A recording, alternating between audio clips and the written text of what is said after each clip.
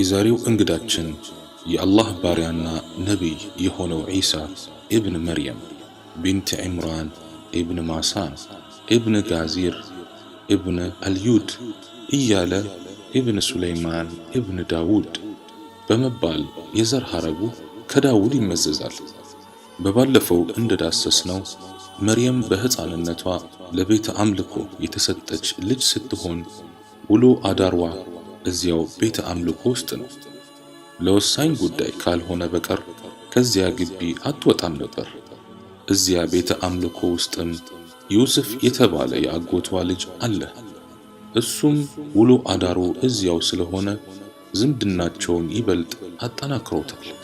ዘወትር ውሃ ለመቅዳትም ከቤተ አምልኮ አቅራቢያ ወዳለው ምንጭም አብረው ነበር የሚሄዱት። ከዕለታት አንድ ቀን መርየም እንስራዋን ይዛ ዩሱፍ ዘንድ በመሄድ ምንጩ ጋር ሄደን ውሃ እንቅዳ አለችው። ዩሱፍም እኔ እስከ ነገ የሚበቃኝ ውሃ አለኝ አላት። እሷም ትታው ብቻዋን ሄዳ ምንጩ ቦታ በመቅዳት ላይ ሳለች ጅብሪል በሰው ተመስሎ አጠገቧ ቆመ። እሷም በጣም ደንግጣ አላህን የምትፈራ እንደሆን ከአንተ በአላህ እጠበቃለሁ አለችው። እሱም እኔ ንጹሕን ልጅ ለአንቺ ልሰጥሽ የጌታሽ መልእክተኛ ነኝ አላት። መርየምም በጋብቻ ሰው ያልነካኝ ሆኜ አመንዝራም ሳልሆን ለኔ እንዴት ልጅ ይኖረኛል በማለት ጠየቀች። ጅብሪልም ነገሩ እንደዚህ ነው፣ ጌታሽ እርሱ በኔ ላይ ግር ነው፣ ለሰዎችም ተአምር ከኛም ችሮታ ልናደርገው ይህንን ሰራን የተፈረደም ነገር ነው ብሏል አላት። ያን ጊዜ እሷም ለጌታዋ ትእዛዝ እጅ ሰጠች። ጅብሪልም ጠጋ አለና ደረቷ ላይ ልብሷን ከፈት አድርጎ ሩህ ነፋበት። መርየምም በእንስራዋ ውሃዋን ሞልታ ወደ ቤተ አምልኮ ተመልሳ ሄደች። ጊዜ ጊዜን እየተካ የመርየም ጽንስ ሆዷን እየገፋ መጣ። ይህን የተመለከተውም የአጎቷ ልጅ ዩሱፍ ሁኔታው በጣም ግራ አጋባው። አርግዛኑ እንዳይል ከቤተ አምልኮ ከሱ ውጭ ከማንም ወጥታም ታይታም አታውቅም። ምንም አልተፈጠረም እንዳይል የእርግዝና ምልክቶች እንዳለ ይታዩባታል። በመጨረሻ ይሄን የሚያጣራበት አንድ መፍትሄ አገኘና ሊያናገራት ወስኖ እርሷ ዘንድ በመሄድ መርየም የሆነ ነገር በውስጤ ይመላለሳል፣ እደብቅሻለሁ እያልኩ ግን አልቻልኩም፣ በቃ ልጠይቅሽ አላት። መርየምም መልካም ንግግር ተናገር ወይም ጠይቅ አለችው። ዩሱፍም ቡቃያ ያለ ዘር ይበቅላልን አላት። መርየምም አዎን ይበቅላል አለችው። ዩሱፍም አረንጓዴ ቅጠልስ ዝናብ ሳያገኝ መብቀል ይችላልን አላት። መርየምም አዎ መብቀል ይችላል አለችው። ዩሱፍም ያለ ወንድ ሴት ልጅ ብቻ መውለድ ትችላልን አላት። መርየምም አዎ ትችላለች አለችው። መርየምም ቀጠል አድርጋ ዩሱፍ ሆይ አላህ ቡቃያን የፈጠረ ቀን ያለ ዘር እንደፈጠረው አታውቅምን? አላህ አረንጓዴ ቅጠልንስ ለመጀመሪያ ጊዜ ሲፈጥረው ያለ ዝናብ እንደፈጠረው አታውቅምን? ታዲያ መጀመሪያ ቅጠልንና ቡቃያን ዘርም ሆነ ዝናብ ሳይኖር የፈጠረው ጌታ አሁን ያለ ዝናብና ያለ ዘር መፍጠር ይከብደዋል ትላለህን? አለችው። ዩሱፍም አይ እኔ እንደዛ ልል ፈልጌ አይደለም፣ አላህ በፈለገው ነገር ላይ ሁሉ ቻይ ነው። አንድን ነገር ማድረግ በፈለገ ጊዜም ሁን ይለዋል ይሆናልም አላት። መርየምም አላህ ያለ ወንድም ሆነ ያለ ሴት አደምን አልፈጠረምን? ያለ ሴትስ ሐዋን አልፈጠረምን? አለችው። ዩሱፍም አዎን ፈጥሯል አላት። ከዚያም በልቡ ግን መናገር ያልፈለገችው የአላህ ተአምር በሆዷ እንዳለ አወቀ። መርየምም የመውለጃ ሰዓቷ በተቃረበ ጊዜ የቤተ አምልኮ ግቢ ለቃ ወጣች። ብቻዋን በረሃ ላይ ሳለች ምጡ ጀመራት። በጣምም አመማት። አሁን ያለችበት እንግልትና ከመውለዷ በኋላ የሚከተላትን እንግልት ስታስብ ዋ ምኞቴ፣ ምን ነው ከዚህ በፊት በሞትኩ ተረስቼም የቀረው በሆንኩ ብላ ተመኘች። በመጨረሻም ወደ አንድ የደረቀ የቴምር ዛፍ ዘንድ በመጠጋት ልጇን ኢሳን ተገላገለች።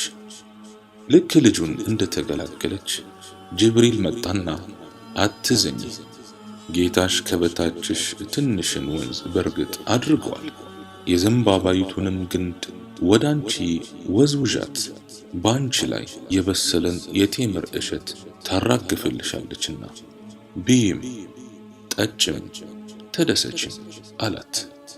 በልታ ስታበቃም ጅብሪል ማንም ሰው ሊያናገርሽ ቢፈልግ እኔ ለአርራህማን ማንንም ሰው ላላናገር ጾም ያለው በይ አላት። ኢብሊስም መርየም ልጇን ከተገላገለች በኋላ ወደ እስራኤላውያኑ ካህናት በመሄድ የመርየምን መውለድ ነገራቸው። ካህናቱም በጣም በመቆጣት ይዝቱባትም ጀመሩ። ከዚያም መርየም ልጇን ተሸክማ ወደ ቤተ አምልኮ መጣች። ሁሉም ተሰብስቧል።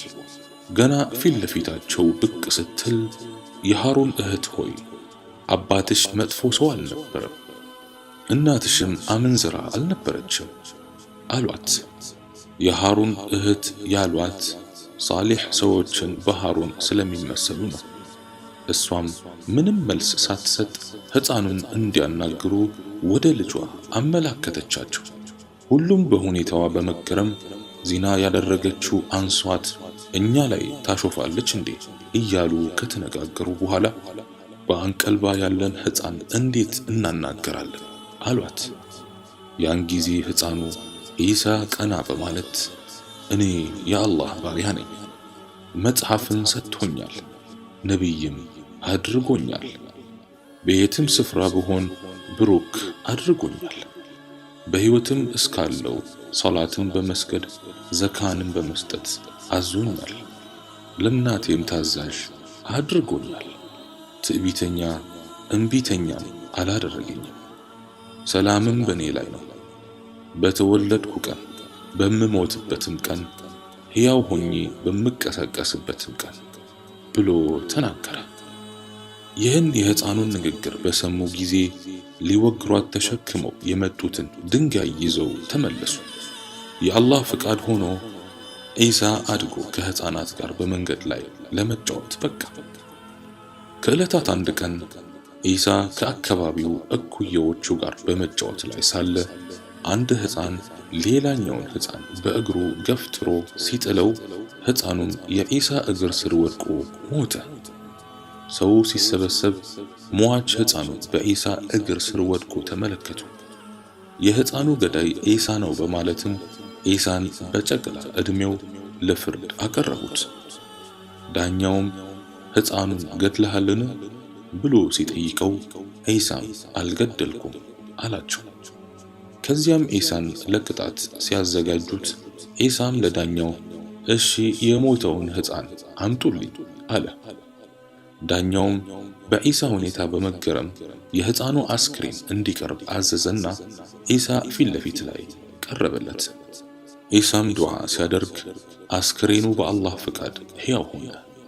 ከዚያም አስክሬኑን ማን ገድሎህ ነው ብሎ ሲጠይቀው እከሌ ነው ብሎ የገዳዩን ልጅ ስም ጠራላቸው።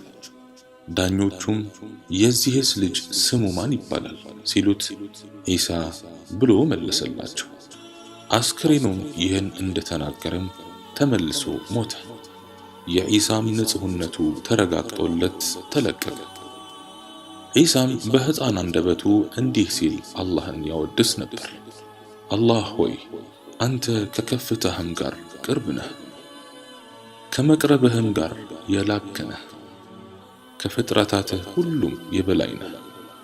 አንተ ያ 7 ሰማያትን በህዋ ላይ የፈጠርክ ነህ። በቃልህም ሰማያት በህዋ ረክተው ይኖራሉ። በህዋ ላይ በተንጠለጠለው ሰማይህም አንተን የሚያወድሱና የሚያጠሩህ መላእክት አሉ። በጥቁር ጽልመት በተሞላው ሰማያትም ብርሃንን አድርገሃል። በፀሐይ ብርሃንም ምድርን አስውበሃታል። ከምስጋና ጋር የሚያጥራራ የሆነንም የመብረቅ ነጎድጓድ ፈጥረሃል። በልቅናህም ጽልመትን በብርሃን ትቀይራለህ። ያ አላህ በሰማይ አፈጣጠርህ የተባረክ ነህ። በመሬት አነጣጠፍህም ምድርን ውሃ ላይ ዘርግተሃት በአስፈሪ ማዕበላትም ከበብካት። ግልጽ መተናነስንም አስተናነስካት። ጥንካሬዋ ለትእዛዝህ ተናነሰ፣ ጉዳይዋም ለትእዛዝህ እጅ ነሳ። ለልቅናህም ማዕበላቷ አጎበደደ። ከባህሮች በኋላም ሐይቆችን አደረግክ። ከሐይቆችም በኋላ ወንዞችን አደረግክ። ከወንዞችም በኋላ ወራጅ ጅረቶችንም አፈሰስክ። ከወራጅ ጅረቶችም በኋላ የምንጭ ውሃዎችንም አመነጨህ። ከነዚህም ዛፎችንና ፍራፍሬዎችን አበቀልክ። ጥራት ይገባ። ከዚያም በምድር ጀርባ ላይ ተራራዎችን አደረግክ። በውሃ ላይ ተራራዎችን መሰካትን ሰካህ። ቋጥኞችና አሸዋዎችም ላንተ ታዛዥ ሆኑ። ያ አላህ አንተ ጥራት ይገባ። አንተን ማን አሞግሶ ይችላል? ማንስ ያንተን ባህሪ ይመሳሰላል? ዳመናን ትበትናለህ፣ እስርን ትፈታለህ፣ እውነትን ትፈርዳለህ። አንተ ከፈራጆች ሁሉ የተሻልክ ነህ። ካንተ ሌላ አምላክ የለም። ጥራት ይገባ። ከመላው ኃጢአቶቻችን እንድንመለስ አዘኸናል። ካንተ ሌላ አምላክ የለም። ጥራት ይገባ። ሰማያትን ከሰዎች አይን ጋርደሃል። ካንተ ሌላ አምላክ የለም። ጥራት ይገባ።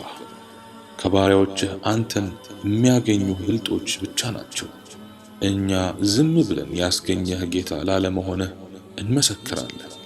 ስምህም የሚዘነጋ ጌታ አለመሆንህን እንመሰክራለን። ካንተ ሌላ የምናመልከው አጋርም የለህም። ስላንተ እንዳንጠራጠር እኛን ስትፈጥር ማንም ያገዘህ አጋዥ የለህም። አንተም አንድና ብቸኛ መጠጊያ ነህ። አልወለድክም አልተወለድክም፣ ላንተም አንድ ቢጤ የለህም። እንዲህ ነበር እንግዲህ ዒሳ ለአላህ በመተናነስ ውዳሴ የሚያደርገው። ዒሳ በሕፃንነቱ ነበር ተአምር ማሳየት የጀመረው። ብዙ ጊዜ ከአካባቢ ሕፃናት ሲጫወት ለሕፃናቶቹ ዛሬ እናትህ እንዲህ አይነት ምግብ ደብቃለሃለች ይላቸዋል። ሕፃናቱም ዒሳ በነገራቸው መሰረት እናቶቻቸው ዘንድ በመሄድ የደበቅሽልኝን ምግብ ስጪኝ ይላሉ። እናቶቻቸውም እንደደበቅኩልህ ማን ነገረህ ይላሉ። ሕፃናቱም ዒሳ ነው ብለው ይመልሳሉ። ከዕለታት አንድ ቀን የኢየሩሳሌም ነዋሪያ ልጆቻችንን ዒሳ እየበከለብን ስለሆነ ከዒሳ ጋር መዋል የለባቸው ብለው በመወሰን ሁሉም በየልጆቹ ላይ በሩን ዘግቶ ማዋል ጀመሩ። ዒሳም የሚጫወታቸውን ጓደኞቹን ሲያጣ በየቤታቸው እየዞረ እከሌ የለም ብሎ ይጠይቃል። ወላጆቻቸውም የሉም ይሉታል። ዒሳም እረ ድምፃቸውን እየሰማው እኮ ነው ሲላቸው ወላጆቻቸውም ይህ የምትሰማው የዝንጀሮዎች ድምፅ ነው ይሉታል። ያን ጊዜ አላህም ልጆቻቸውን ዝንጀሮዎች ያደርግባቸው ነበር። በዚህ ሁኔታ ዒሳና እናቱ መርየም በርካታ እንቅፋቶችን በማሳለፍ ረጅም ዓመታትን ኑረው ዒሳም የተውራትን ትምህርት ከተለያዩ ካህናት እየቀሰመ ጎረመሰ። አላህ ሱብሓነሁ ወተዓላ ዒሳ ላይ እንጂልን ከማውረዱ በፊት ለዒሳ ዒሳ ሆይ በማዘህ ነገር ጠንከር በል፣ አዳምጥ፣ ታዘዝም። አንተ የንጽሕዋ የድንግሏ የዓቢዷ ልጅ ሆይ አንተን ያለ ወንድና ሴት ንክኪ ፈጥሬሃለሁ። ለዓለማትም ተአምር ትሆን ዘንድ ፈጥሬሃለሁ። እኔን ብቻ አምልክ፣ በእኔም ብቻ ተመካ። የምሰጥህንም መጽሐፍ በርትተህ ያዘው። ይህንንም መጽሐፍ ይዘህ ሴርያንኛ ቋንቋ ተናጋሪዎች ዘንድ ሄደህ አላህ እውነተኛው ሕያው የተብቃቃና ዘውታሪ ጌታ ነው በላቸው። ዒሳ ሆይ ያን ማንበብም ሆነ መጻፍ የማይችለው አረባዊ ነቢይም መምጣቱን አበስር። ያ ነቢይ የውበትን ዘውድ ተላብሷል። ጎላ ባለ ሁኔታ ረጅም አይደለም፣ አጭርም አይደለም፣ መካከለኛ ነው። መልኩም ነጭም አይደለም፣ ጥቁርም አይደለም፣ ግን ውበት ያለው ቅላት አለው። ያ ነቢይ የሰውነቱም አቀማመጥ ለእይታ ማራኪ ነው። ሁለቱ ትከሻዎቹ የተራራቁ ናቸው። ትከሻው ሰፊ ነው። እስከ ትከሻው የሚደርስ ረጅም ፀጉርም አለው። ጺሙ ብዛት ያለውና ጥቅጥቅ ያለ ነው። ጣቶቹም ወፋፍራም ናቸው። ጉልበትን የመሳሰሉ የአጥንት መገጣጠሚያዎቹ እንደዚሁ ሰፋ ያሉና ወፈር ያሉ ናቸው። ፊቱ ክብ ነው። ዓይኑም ጥቁር ነው። የዓይኑ ሽፋሽፍቶችም ረዣዥም ናቸው። የዓይኑ ዙሪያ ቀይ ነበር። ከደረቱ ጀምሮ እስከ እምብርቱ ድረስ የሚወርድ የሰውነት ፀጉር አለው። በሚራመድ ወቅት ልክ ወደ ቁልቁለት እንደሚወርድ ሰው ፈጠን ብሎ እግሩን በኃይል እያነሳ ነው የሚራመደው። ፊቱ ልክ ጨረቃ በየወሩ 15ኛው ቀን እንደምታብረቀርቀው ያብረቀርቃል። ፊቱ ጨረቃን የሚመስል ያህል የፈካ ነው። ድምፁ ያማረ ነው። ጉንጩ ቀለል ያለ ነው። አፉ ተለቅ ያለ ነው። ይህ ደግሞ የወንዳ ወንድነት የተሟላ ባህሪ ነው።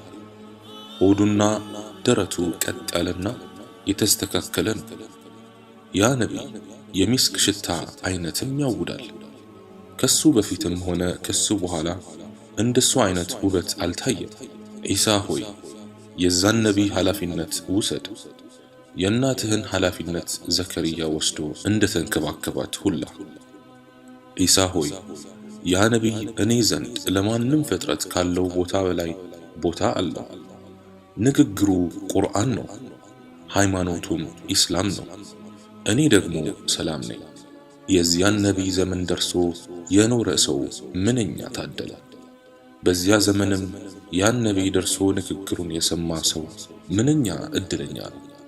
አላህ ይህን ካለው በኋላ ሙሐመድ ዓለይሂ ሰላቱ ወሰላም በሱ ዘመን ከመጣ ሙሐመድን ዓለይሂ ሰላቱ ወሰላም እንዲከተል ቃል አስገብቶ መጽሐፉን አወረደለት።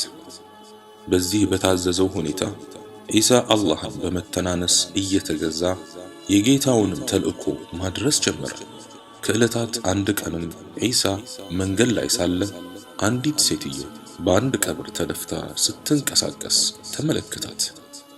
ዒሳም ጠጋ ብሎ አንቺ ሴት ምን ሆነሻል ብሎ ጠየቃት።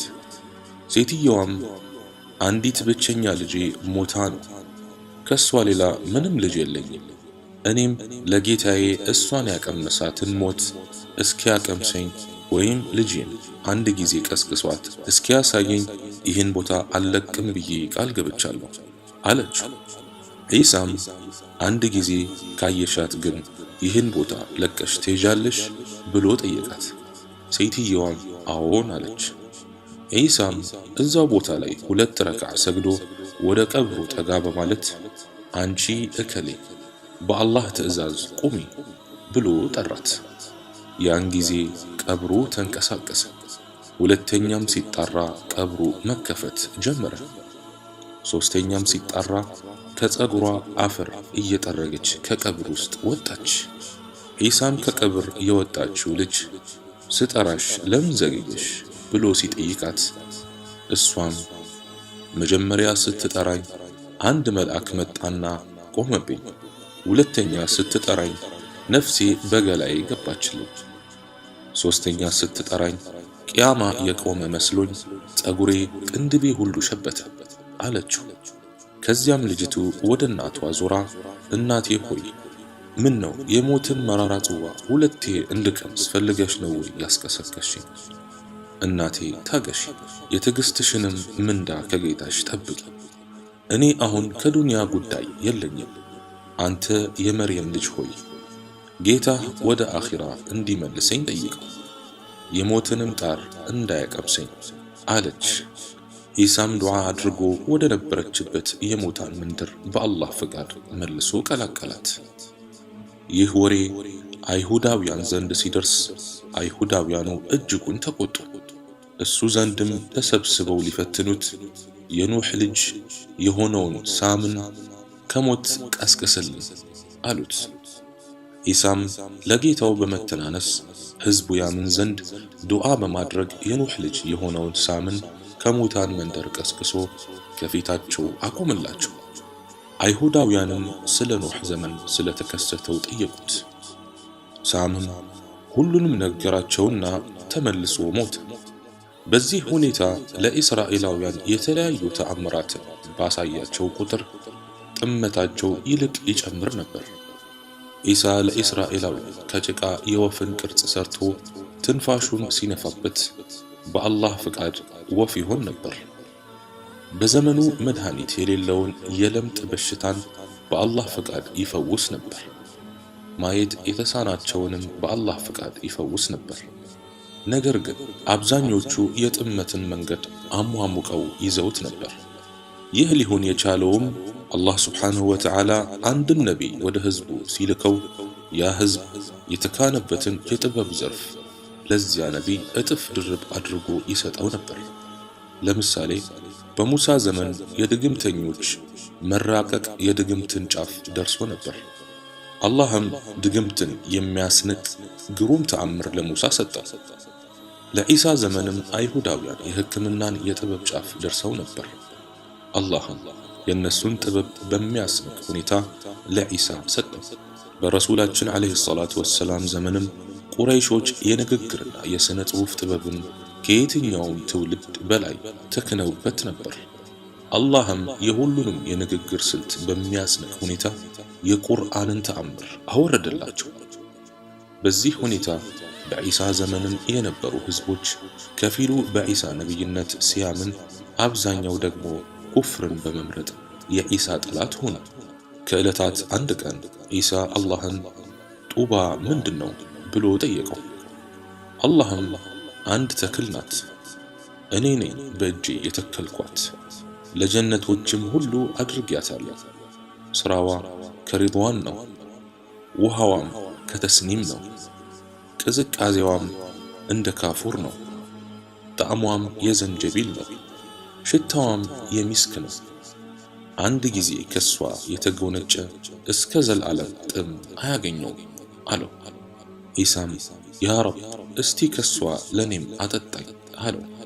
አላህም ያ የሚጠበቀው ነቢይ ከመጠጣቱ በፊት የትኛውም ነቢይ እንዲጠጣ አልፈቅድለትም። የዚያ ነቢይ ኡመቶችም ከሷ ከመጠጣታቸው በፊት ለየትኛውም ኡመት መጠጣት አልተፈቀደለትም ብሎ መለሰለት። አላህም ቀጠል አድርጎ ኢሳ ሆይ ወደኔ ወደ ሰማይ ከፍ አድርጌሃለሁ አለው። ኢሳም ለምን ያ ረብ አለ። አላህም አሁን ወደ ሰማይ የምሰቅልህ በመጨረሻው ዘመን የነዚያን ነቢይ ኡመቶች አጃኢብ ልትመለከትና የተረገመውን ደጃልንም ልትገድልላቸው አወርድሃለሁ። በሰላት ሰዓት ላይ ሳሉ አወርድሃለሁ።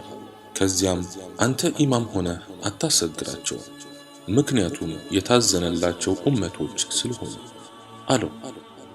ኢሳም ያ አላህ ስለነዚያ ስለታዘነላቸው ኡመቶች ንገረኝ አለው። አላህም ኢሳ ሆይ የአህመድ ኡመቶች እኮ በጥበብ የመጠቁ ዑለማዎች ሲሆኑ ልክ ነቢያትን ይመስላሉ። ዑለማዎቹ እኔ ትንሽ በሰጠኋቸው ጸጋ ይደሰታሉ፣ እነሱም ትንሽ በሰሩት ዒባዳ አስደስታቸዋለሁ። ላኢላሃ ኢላላህ በምትለዋ ቃል ጀነትን አስገባቸዋለሁ።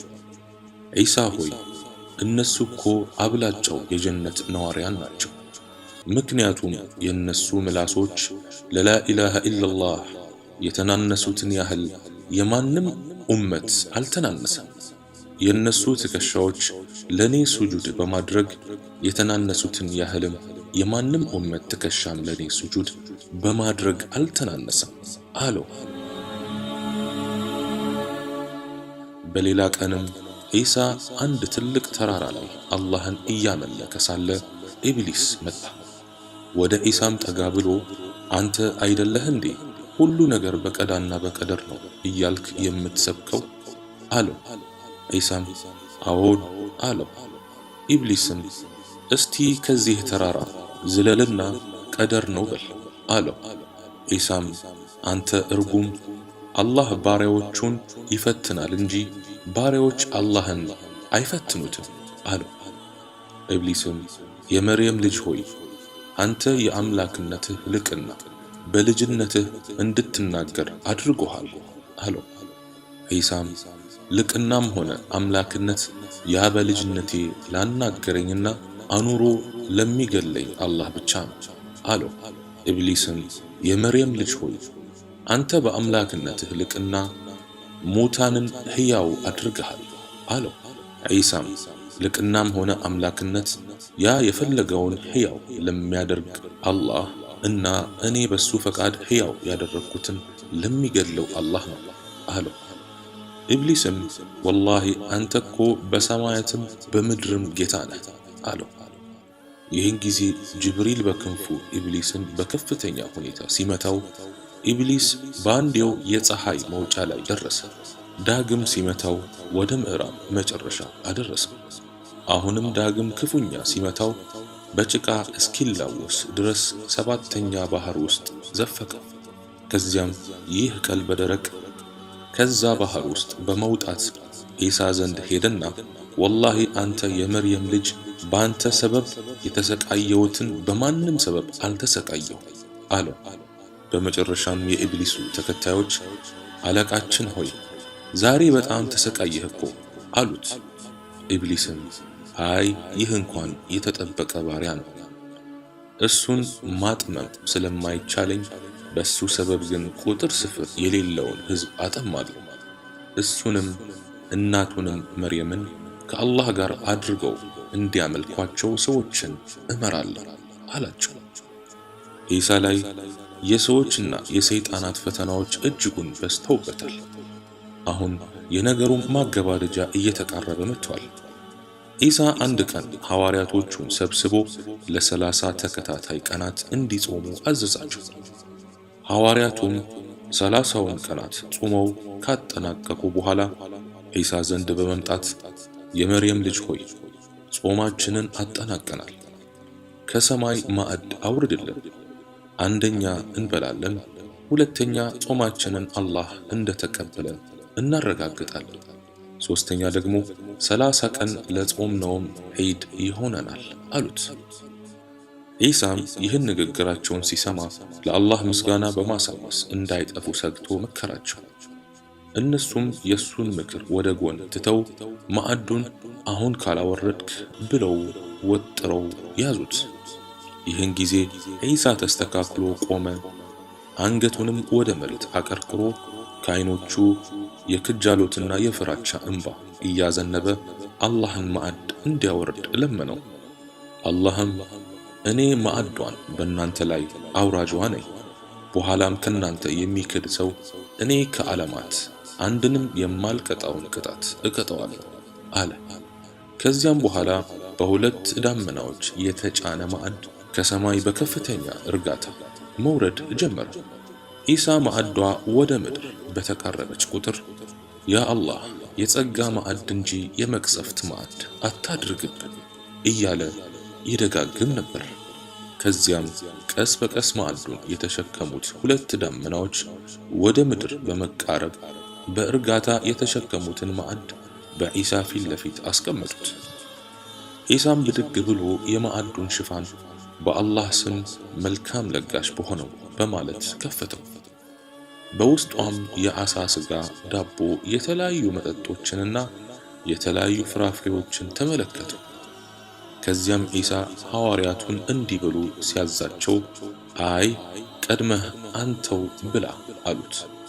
ዒሳም ማዕድ ከሰማይ እንዲወርድላችሁ ያዘዛችሁት እኮ እናንተ ናችሁ አላቸው። ይሁን እንጂ ሐዋርያቱ ቀድመው መብላት እምቢ በማለታቸው ዒሳ ወደ 1300 የሚሆኑ በሽተኞችን፣ ድሆችንና ምስኪኖችን ሰብስቦ መብላት ሲጀምር በሽታቸው ከላያቸው መነሳት ጀመረ። ይህን ሲመለከቱ እምቢ ያሉት ሐዋርያቱ ተጸጸቱ።